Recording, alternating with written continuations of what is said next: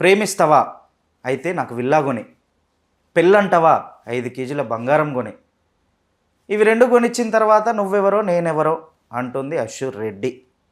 నేను ఎందుకు ఇలా మాట్లాడుతున్నా అంటే, అశ్షూర్ రెడ్డి ధర్మేంద్ర అనే ఒక పర్సన్ దగ్గర, ఐటీ ఎంప్లాయీ దగ్గర 10 కోట్లు, ఆల్మోస్ట్ 10 కోట్లు, 9.5 కోట్లు, 10 కోట్ల దాకా డబ్బులు తీసుకొని, ప్రేమాన్ని నమ్మించి, పిల్లని నమ్మించి, దాని తర్వాత విల్లా తీసుకొని, 5 కేజీల బంగారం తీసుకొని, తర్వాత గుడ్ బై చెప్తుందట. ఆ ధర్మేంద్రకి ఖాళీ కేసు పెట్టాడు. అది నిజమా కాదా అని చెప్పేసి వాళ్ళ ఇంట్లో వాళ్ళని అడిగితే, వాళ్ళ తండ్రి అయితే నిజమే అని చెప్పేసి అంటున్నాడు. అశ్షూర్ రెడ్డి వాళ్ళ ఫాదర్ నిజమే అంటున్నాడు. ఇది ఎంతవరకు నిజం? ఆ ధర్మేంద్ర నిజంగానే ధర్మం చేసిండా లేదా అనే విషయం పైన మాట్లాడడానికి మన ముందున్నారు భరద్వాజ్ గారు. నమస్తే సార్. నమస్తే అండి. ప్రేమ పెళ్ళి బ్రేకప్ అంటుంది అశ్షూర్ రెడ్డి.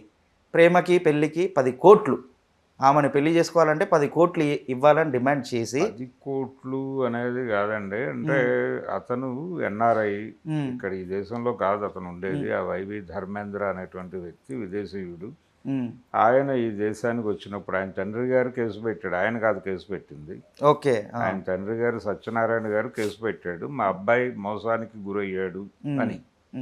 అంటే ఆయన ఇక్కడికి వచ్చినప్పుడు అశ్షూర్ రెడ్డిని కలుసుకుని తను ఆవిడని ప్రేమిస్తున్నట్టుగా చెప్పి ఆ ప్రతిపాదన చేసినప్పుడు వాళ్ళిద్దరూ కలిసి ట్రావెల్ అయ్యి, ఓకే నీ పెళ్ళిని నేను యాక్సెప్ట్ నీ ప్రేమని నేను యాక్సెప్ట్ చేస్తున్నాను అని ఆవిడ కన్ఫర్మేషన్ ఇచ్చి నెమ్మదిగా తన ఆర్థిక అవసరాలు తీర్చుకుంటూ ఒక ప్లాట్ కొని, కొంత బంగారం కొని, ఈ కార్యక్రమాలలో విడతల వారీగా అతని దగ్గర నుంచి డబ్బు తీసుకుంటా ఉంది. నగల రూపంలోనూ ఇతరత్ర రూపాల్లోనూ ఈవిడ కొంత ఆస్తులు ప్రొక్యూర్ చేసింది.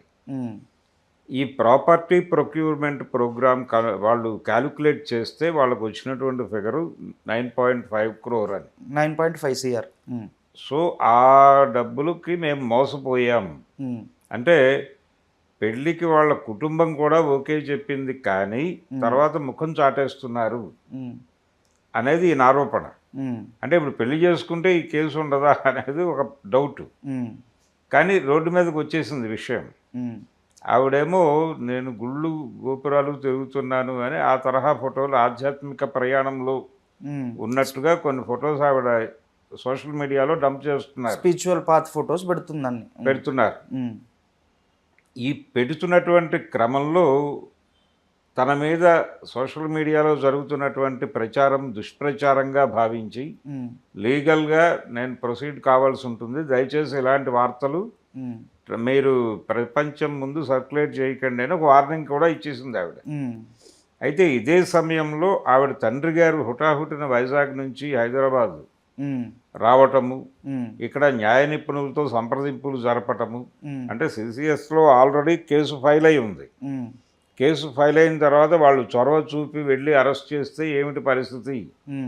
కాబట్టి ముందస్తు బెయిల్కి ఏదైనా ఛాన్సెస్ ఉంటాయా అంటే ఆ మేరకు అడ్మిట్ చేసినట్టే, వివాదం ఉంది అనే దాన్ని అడ్మిట్ చేసినట్టుగానే చూడాల్సి వస్తుంది. అయితే అంత డబ్బులు నిజమా కాదా, దానిలో ఏవైనా వీళ్ళకి వేరే అభిప్రాయాలు ఉంటే ఉండవచ్చు. సో ఇప్పుడు ఆ అమ్మాయి ఫాదర్ వచ్చాడంటే విషయం ఏదో ఉంది అనే కదా అర్థం. ఆయన కొంత కన్ఫర్మ్ చేస్తున్నట్టుగానే మాట్లాడాడు కూడా ఆయన సన్నిహితులతో. అవును. మాట్లాడిన తర్వాత ఇప్పుడు ఆయన వచ్చి న్యాయ నిపుణులతో మాట్లాడుతున్నాడు. ఈఎంఐ కూడా ప్రస్తుతం ఆ పనిలో ఉన్నారు కాబట్టి లీగల్ డిస్ప్యూట్గా దీన్ని నడపాలనుకుంటున్నారా, లేదు ఈలోపు పోలీసు వాళ్ళు పిలిచి పంచాయతీ ఏమన్నా పెడతారా, పెడితే ఈ డబ్బులు వెనక్కి ఇవ్వమంటే ఇవ్వడానికి సిద్ధంగా ఉన్నారా అంటే ఏముంటాయి, వాళ్ళు ఇచ్చినటువంటి నగలు ప్రాపర్టీసు మీ పేరుతో ట్రాన్స్ఫర్ చేసేస్తాం, ఈ నగలు మీరు ఇచ్చిన నగలు మా దగ్గరే ఉన్నాయి, వీటి తీసేసుకొని క్లోజ్ చేసేయండి వ్యవహారం. అంటే సార్ నేను విన్నది ఏంటంటే ట్రాన్సాక్షన్ మొత్తం ఆన్లైన్లోనే జరిగినట్టు తెలుస్తుంది. డబ్బులు పంపిణీ జరిగింది ఆన్లైన్లో, కానీ కొనుగోళ్లు జరిగేగా. నగలు కొనిపెట్టాడండి ఆయన. ఆ నగలు కూడా భారీగానే కొనిపెట్టి ఉండదు. 5 కిలోల నగలు కొన్నారని చెప్పేసి అది భారీ అమౌంటే అవుతుంది కదా, కోట్లల్లోనే. సో బిల్లా కొన్నారు అని అంటున్నారు. అది 3 కోట్లు విలువ చేసే విల్లా అని చెప్పేసి విన్నాము. ఇవన్నీ కలిపితే ఆన్లైన్ ట్రాన్సాక్షన్స్లో వచ్చిన డబ్బులు ఇప్పుడు ఈ విల్లాకి ఆయనకి సంబంధం లేదు అనొచ్చు. ఈవిడ పేరుతో రిజిస్ట్రేషన్ ఉంటే సంబంధం లేదు ఆయన కొనలేదు, ఆయన ఇక్కడికి వచ్చాడు, మాతో మాట్లాడాడు, ఉమ్, ఇది నేను ఇచ్చిన డబ్బులతో అని ఇప్పుడు అంటున్నాడు. ఉమ్, కొన్ని నగలు ఇచ్చిన మాట వాస్తవమే, ఉమ్, ఆ నగలు ఉన్నాయి, ఉమ్, కానీ ఆయన చెప్తున్న నెంబర్ కాదు. ఉమ్, ఆన్లైన్లో ఆయన పంపించిన డబ్బులు ఉన్నాయి, ఉమ్. Statements through. ఆ డబ్బులు వచ్చేస్తాం అంటే ఆయన ఏమైనా చేయగలడా? కాబట్టి ఇది పంచాయతీ జరుగుతుంది. ఈ పంచాయతీలో ఎవరు గెలుస్తారు అనేది. అండ్ ఇది మన ఇంకోటి విన్నది ఏంటంటే సార్, అశ్విరెడ్డి వాళ్ళ చెల్లి కూడా ధర్మేంద్ర అనే పర్సన్ దగ్గర నుంచి 50 లక్షలు తీసుకుంది అనేది కూడా విన్నాము. ఇది ఎంతవరకు నిజం సార్? తీసుకొనే ఉంటుందా? పరిచయంలో ఉన్నప్పుడు, ఒక పరిచయంలో ఉన్నప్పుడు ఆర్థిక వ్యవహారాల్లో ఒక అడుగు ముందుకేసి అడిగి ఉండొచ్చు కదా. అదేమీ తప్పుగా ఆ రోజున ఆయన అనుకోలేదు, ఈవిడ అనుకొని ఉండకపోవచ్చు. అంటే 50 లక్షలు ఆయన పంపించిన దానికి ఏదో ఆధారం ఉండి క్లెయిమ్ చేస్తూ ఉండుంటాడు కదా. ఆధారం అంటే ఆన్లైన్ ట్రాన్సాక్షన్, బ్యాంక్ అకౌంట్ నుంచి అకౌంట్లోకి ట్రాన్స్ఫర్ చేసి ఉంటాడు. దానికి సంబంధించినటువంటి ఆ ట్రాన్సాక్షన్ జరిగిన దాని తాలూకా డీటెయిల్స్ ఏవో చూపిస్తారు కదా. అది చాలు కదా కేసు బుక్ చేయటానికి. సో అతను తన దగ్గర నుంచి ఆ అమ్మాయి వాళ్ళ ఫ్యామిలీ ఈ 9.5లోనే అది కూడా ఉండుండొచ్చు. సో టోటల్గా అన్ని డీటెయిల్స్ ఆయన నేను ఇచ్చాను అన్నదాని వివరాలన్నీ ఆయన రోడ్డు మీద పెడతాడు. రేపు పొద్దున ఆ విల్లాకి సంబంధించి అది ఎవరి పేరుతో ఉన్నా కానీ ఆ టైంలో జరిగిన ట్రాన్సాక్షన్స్ ఉంటాయి అవతల వాళ్ళతో, బిల్డర్తోనో లేకపోతే వేరే పార్టీతోనో. ఆ జరిగిన ట్రాన్సాక్షన్స్లో ఇతని అకౌంట్లోంచి అతని అకౌంట్కి డబ్బులు వెళ్ళినా అది ఎవిడెన్స్ అయ్యి ఇవన్నీ రోడ్డు మీదకి వస్తాయి. ఇప్పుడు రోడ్డు మీదకి వచ్చిన తర్వాత ఇవన్నీ పెట్టి క్యాలిక్యులేట్ చేసి పోలీసు వారు ఒక వన్ టైం సెటిల్మెంట్ కార్యక్రమం ఏదో జరుగుతుంది. సో వివాదమే లేదు, ఇవన్నీ కాదు, అనవసరమైన మనస్పర్ధలు ఇవన్నీ. మేమిద్దరం స్టిల్ ప్రేమలోనే ఉన్నాం, అనవసరంగా జరిగిన గొడవ ఇది. సో మేము రేపు ఎల్లుండో పెళ్లి చేసుకుని ఆ విల్లాలో కాపురం చేయబోతున్నాం అన్నా చేయగలిగింది ఏమీ లేదు. ఇంకోటి విన్నది ఏంటంటే సార్, ఈ పన్నాగం పన్నింది అశ్విరెడ్డి అండ్ వాళ్ళ బాయ్ ఫ్రెండ్ అట. అంటే బాయ్ ఫ్రెండ్ అని అంటున్నారు కానీ అది కూడా స్పెక్యులేషనే.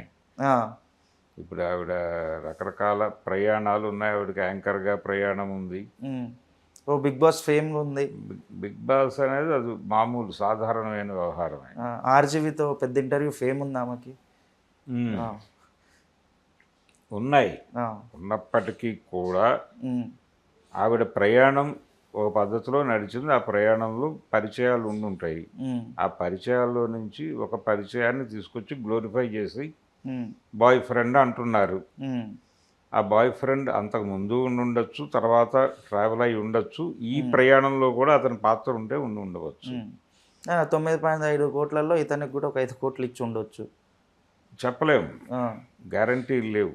అయితే ఉండొచ్చు కూడా, దేనికి గ్యారంటీలు లేవు జీవితంలో. సో ఏది జరగడానికైనా స్కోప్ అయితే ఉంది. ఇప్పుడు వివాదం అయ్యింది కాబట్టి ఒక పంచాయతీ జరుగుతుంది పోలీసు వారి దగ్గర. ఆ పంచాయతీలో న్యాయబద్ధంగా వాళ్ళు ఏం చెప్పాలో వాళ్ళు చెప్తారు. సెటిల్మెంట్ జరుగుతుంది, ఓ సెటిల్మెంట్ జరుగుతుంది. ఇలాంటివి జరగకూడదు అని ఆయన లేదు. అంటే వాళ్ళిద్దరి మధ్య ఒక ట్రావెల్ ఉందిగా, ఆయన నమ్మాడుగా. ఆ నమ్మకం ఈవిడ నటన అంటారు ఇప్పుడు. లేదు, ఈవిడ కూడా సీరియస్గానే ఉండుండొచ్చుగా. అతని అంటే ఈవిడని విలన్గా చూపించడం అనేది కాకుండా అతని వైపు నుంచి కూడా కొంత సినిమా చూడాల్సిన అవసరం ఉందిగా. టోటల్గా భారం ఈవిడ మీద వేసి వారు గొప్పవారు అనక్కర్లేదు.